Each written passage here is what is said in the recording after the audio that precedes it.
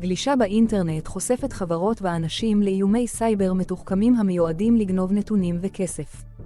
הדרכה זו כוללת פרקטיקות גלישה בטוחות שעליכם לפעול לפיהן על מנת להגן על עצמכם ועל המידע שלכם מפני הונאות מקוונות. ההונאה הנפוצה ביותר בדפדפנים היא דיוג פרטים אישיים. אתרים וקישורים זדוניים מתחזים לאמינים על מנת לפתות אנשים להזין מידע רגיש. לרוב הן מחקות אתרים ודואר אלקטרוני לגיטימיים.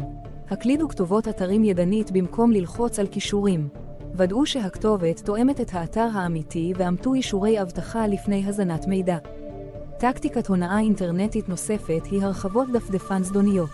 פושעים יוצרים הרחבות המתחזות ככלים שימושיים, אך למעשה מתקינים תוכנות זדוניות המאפשרות חטיפת חשבונות או גנבת נתונים לאחר שקיבלו גישה. בדקו הרחבות לעומק לפני ההתקנה, ואל תסתמכו רק על דירוגים. השתמשו רק בהרחבות מחנויות האפליקציות הרשמיות. גלישה בטוחה באינטרנט פירושה גם לא לשמור סיסמאות או פרטי תשלום בדפדפן שלכם. למרות שמילוי אוטומטי מאפשר להתחבר ולקנות בצורה מהירה יותר, הפרטים השמורים מאפשרים גישה קלה לחשבונות במקרה שהמכשיר שלכם ייפרץ. השתמשו בתוכנת ניהול סיסמאות במקום.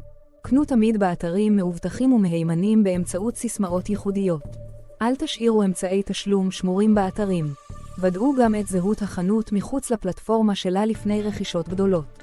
הישמרו משינויים בכתובות אתרים, שגיאות כתיב או סימני אזהרה אחרים באתרים המבקשים מידע. בדקו ביסודיות אתרים המטפלים במידע רגיש של החברה, כגון ניהול שכר עובדים, מידע לקוחות או קניין רוחני. אם משהו נראה לכם חשוד, ודאו את זהותו בצורה נפרדת.